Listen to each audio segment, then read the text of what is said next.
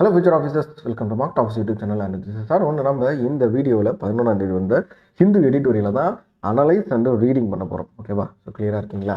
நீங்கள் இதுதான் நம்மளோட சேனலுக்கு ஃபஸ்ட் டைம் வரீங்க அப்படின்னா, நம்ம இந்த எடிட்டோரியல் அனாலிசிஸ் அப்படின்ற இந்த கோர்ஸை தினமும் மண்டே டு ஃப்ரைடே, ஸோ தினமும் காலையில் 6 மணிக்கு நம்ம கொடுத்துட்ருக்கோம். இதில் எவ்ரி மண்டே உங்களுக்கு வீக்லி வெக்காப்ஸ் விஷன் அதை வந்து நான் அப்லோட் பண்ணிவிடுவேன். ஸோ 6 மணிக்கு அதே டைம் தான்.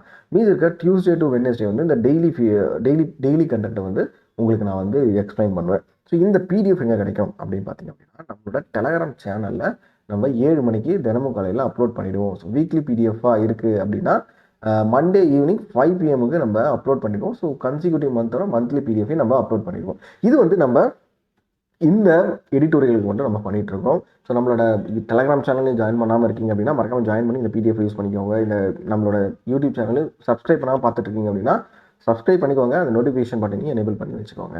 ஸோ இதுதான் நீங்கள் நம்மளோட யூடியூப் சேனலுக்கு ஃபஸ்ட் டைம் வரீங்க அப்படின்னா மறக்காமல் சப்ஸ்கிரைப் பண்ணிவிடுங்க. ப்ளஸ் நோட்டிஃபிகேஷனை எனேபிள் பண்ணிவிடுங்க. ஸோ நோட்டிஃபிகேஷன் எனேபிள் பண்ணிட்டீங்க அப்படின்னா நாங்கள் போட போகிற இதுக்கப்புறம் வரப்போகிற எல்லா வீடியோஸுமே உங்களுக்கு நோட்டிஃபிகேஷன்லேயே வந்துடும். இதை தாண்டி நம்மளோட யூடியூப் சேனலில் நிறைய பிளேலிஸ்ட் கிரியேட் பண்ணியிருக்கோம். ஸோ எல்லா பிளேலிஸ்ட்டுமே உங்களுக்கு யூஸ்ஃபுல்லாக இருக்கும். சரியா? ஒரு பிகினராக இருந்தாலும் சரி, 1 இயர் நீங்கள் ப்ரிப்பேர் பண்ணிட்டு இருக்கவங்களாலும் சரி, உங்களுக்கு கண்டிப்பாக ரொம்ப யூஸ்ஃபுல்லாக இருக்கும். எல்லாத்தையும் செக் பண்ணி பாருங்கள். நம்ம அந்த செஷன் ஸ்டார்ட் பண்ணிடலாம். எமர்ஜென்சி எக்ஸிட், அந்த மணிப்பூர் சீஃப் மினிஸ்டர் ரெசிக்னேஷன் அப்படின்றாங்க. ஸோ மணிப்பூரில் ஆல்ரெடி ஒரு பயங்கரமான பிரச்சனை போயிட்டு இருக்கு. 2 கம்யூனிட்டிக்கு நடுவில் ஒரு பிரச்சனை போயிட்டு இருக்கு அப்படின்றது எல்லாருக்குமே தெரிஞ்ச ஒரு விஷயம் தான். ஸோ இந்த பிரச்சனையில் இப்போ சீஃப் மினிஸ்டர் ஆஃப் மணிப்பூர் வந்து ரிசைன் பண்ணிட்டார். ஸோ இவர் ஏன் ரிசைன் பண்ணார், எதுக்காக ரிசைன் பண்ணார், ஸோ பிஜேபியில் இதோட இப்போ இவங்களோட ஸ்டான்ஸ் என்ன, பிஜேபி வந்து என்ன மாதிரி விஷயங்களை இப்போது கையாள போகிறாங்க, இந்த பிரச்சனையை கண்ட்ரோல் பண்ணுறதுக்கு என்ன மாதிரி விஷயங்களை பண்ண போகிறாங்க அப்படின்றத நம்ம இந்த எடிட்டோரியலில் பார்க்க போகிறோம். வாங்க நம்ம ஸ்டார்ட் பண்ணுவோம். ஸோ எமர்ஜென்சி எக்ஸிட் அந்த Manipur chief minister resignation. N Biren Singh, so இவர் தான் வந்து மணிப்பூரோட சீஃப் மினிஸ்டராக இப்போ இருந்தவர், is finally shown the door but peace in Manipur is elusive. So இந்த இடத்துல எலிசிவ் அப்படின்னா என்ன, ஸோ எலிசிவ் அப்படின்னா என்ன சொல்ல வராங்க அப்படின்றத நம்ம அந்த லைனை பொறுமையாக படிக்கும் போதே தெரியும். நழுவி தப்பித்து கொள்கிற அப்படின்றாங்க. இந்த இடத்துல எந்த ஒரு விஷயம் நழுவுது, எஸ்கேப் ஆகி போகுது அப்படின்னா மணிப்பூரில் இருக்க பீஸ் தான். ஸோ இப்போது நம்மளுக்கு அந்த லைன் புரியுது, என்ன சொல்ல வராங்க அப்படின்னு புரியுது. மணிப்பூரில் அவர் வெளியே போனாலுமே, எக்ஸிட் ஆனாலுமே அந்த இடத்துல இன்னும் பிரச்சனை குறையலை அப்படின்னு தான் இந்த இடத்துல மீன் பண்ணுறாங்க. கிளியர் தானே? சரி. In long overdue decision, N Biren Singh resigned as chief minister of Manipur on Sunday. So last Sunday February 9 தான் ரிலீவ் ஆயிருக்காரு.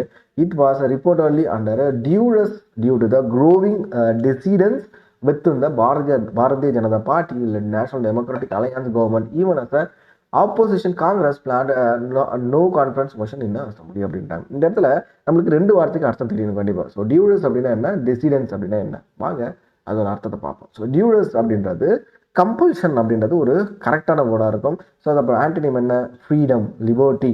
ஓகேவா? ஸோ டிசிடென்ஸ் அப்படின்றது நவுனா இங்கே யூஸ் பண்ணியிருக்காங்க. நல்லா கிளியராக தெரிஞ்சுக்கோங்க, நவுனா யூஸ் பண்ணியிருக்காங்க.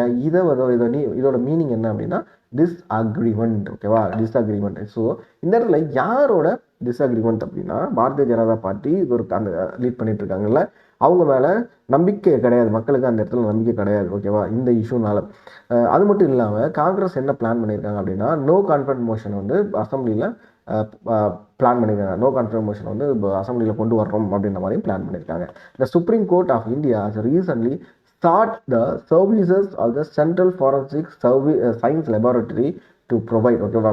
ஸோ ரீசெண்டாக சுப்ரீம் கோர்ட் வந்து ஒரு ஆர்டரை வெளியிட்டிருக்காங்க. என்ன அப்படின்னா ஒரு விஷயத்தை ப்ரொவைட் பண்ண சொல்லியிருக்காங்க. எது அப்படின்னா சீல்டு கவர் ரிப்போர்ட் ஆன லீக்டு ஆடியோ டேப்ஸ் எல்லாம் பண்ணிங்களா. இதனால தான் இவர் ரிசைன் பண்ணுற நிலைமைக்கு போயிட்டார். லீக்டு ஆடியோ டேப்ஸை that it is examining allegedly featuring Mr. Singh as an instigator of the ethnic conflict that has raged for a month between 2 communities in the state.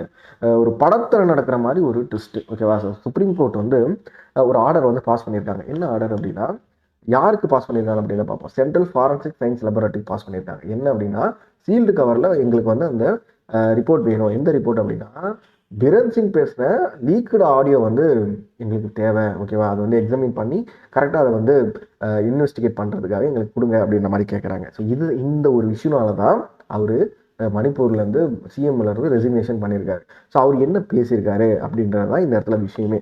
ஒரு மூவியில் நடக்கிற மாதிரி இருக்குது. உண்மையாக எனக்கு இது படிக்கக்குள்ள என்னடா இது படத்தில் நடக்கிற மாதிரியே இருக்கே அப்படின்னு தான் நானும் யோசித்தேன். நம்ப முடியாத ஒன்றும் இல்லை. ஸோ அவங்க பேசுனதை ஆடியோ எடுத்து ரெக்கார்ட் பண்ணி அதை வந்து அவங்களே வச்சு இது பண்ணி விட்டாங்க. சரி, ஓகே. அவர் என்ன பேசியிருக்காரு அப்படின்றத இந்த எடிட்டோரியல் நம்ம வந்து கண்டினியூஸாக பார்ப்போம். நல்லா கவனிக்கலாம். அவர் பேசுனது வந்து இந்த பிரச்சனையை வச்சு அவர் பேசியிருக்காரு. ஓகேவா? அந்த 2 கம்யூனிட்டிக்கு நடுவில் பிரச்சனை நடந்திருக்குல்ல, அதை பற்றி தான் அவர் பேசியிருக்காரு. இந்த இடத்துல இன்ஸ்டிகேட்டர் அப்படின்னா நம்மளுக்கு மீனிங் கண்டிப்பாக தெரிஞ்சாகும். What is mean by instigator? So இந்த இடத்துல இன்ஸ்டிகேட்டர் அப்படின்றது என்ன மீன் பண்ணுறாங்க அப்படின்னா, a person who causes something to happen. ஒருத்தவர் ஒரு விஷயம் நடக்கிறதுக்கு யார் வந்து முக்கிய காரணமாக இருக்காங்களோ அவருக்கு நம்ம எந்த வேர்டு யூஸ் பண்ணலாம் அப்படின்னா இன்ஸ்டிகேட்டர். ஸோ அந்த பிரச்சனை நடக்கிறதுக்கு காரணமாக இருந்தவரே யார் தான்? அந்த ஊரோட சிஎம் தான் அப்படின்றத அந்த ஆடியோ டேப் வச்சு கன்ஃபார்ம் பண்ணியிருக்காங்க. சரி, this proximate reasons apart, Mr. Singh continuation was long made untenable with the ethnic conflict having shown few signs of abating and him being seen as a championing the cause of a chauvinist from one group. இந்த இடத்துல chauvinist அப்படின்னா என்னன்னு பார்த்துட்டு நம்ம அதுக்கு meaning பார்க்கலாம். So chauvinist அப்படின்றது இந்த இடத்துல நவுனாக யூஸ் பண்ணியிருக்காங்க. நேஷனலிஸ்ட், எக்ஸ்ட்ரீமிஸ்ட் அப்படின்றது கரெக்டாக இருக்கும். ஓகே, இதுக்கு என்ன மீனிங் அப்படின்றத நான் தெளிவாக வேற ஒரு ஷார்ட் ஃபார்மில் எழுதி எடுத்துகிட்டு வந்திருக்கேன். நல்லா கவனிங்களேன். சிம்பிள் டேர்மில் என்ன சொல்ல வராங்க அப்படின்னா, mister Singh position become difficult to maintain because the ethnic conflict he has involved in showed no signs of improving. Additionally, he was seen as supporting extreme views of one particular group which made his role even more problematic.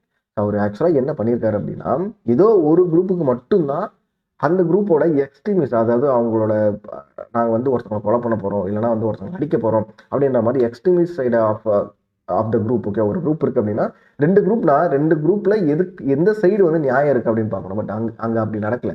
அவர் ஒரே ஒரு group பக்கம் மட்டும்தான் பேசியிருக்காரு. அதுதான் இங்கே மிகப்பெரிய பிரச்சனையாகவும் மாறிடுச்சு. In case the union government at de ஃபேக்டோ அப்படின்னாங்க. இந்த இடத்துல டி ஃபேக்டோ அப்படின்னா என்ன?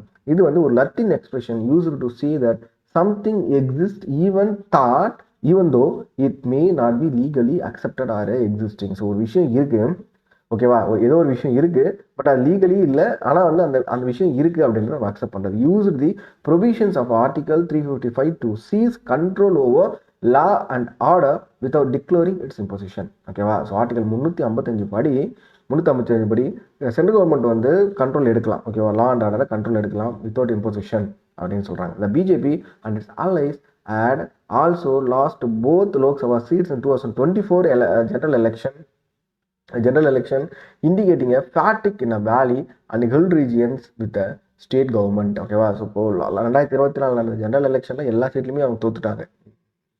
எங்கள் மணிப்பூரில் நடந்த எலெக்ஷனில். ஓகேவா? மிஸ்டர் சிங்ஸ் ரியோட்டரிக் அப்படின்றாங்க. ஸோ ரியோட்டரிக் அப்படின்றதுக்கு என்ன மீனிங் இங்கே இருக்கும் பாருங்க. ரியோட்டரிக் அப்படின்றதுக்கு லாங்குவேஜ், அவரோட பேச்சு தான். ஓகேவா? நல்லா கவனிங்க, அவரோட பேச்சு பற்றி இந்த இடத்துல பேசுகிறாங்க. Mister Singh rhetoric about the Kukis ஹல்மா கம்யூனிட்டி. ஸோ அவரோட பேச்சு யாரை பற்றி பேசுகிறாரு அப்படின்னா குக்கி கம்யூனிட்டி அப்படின்னு இருக்காங்களாங்க.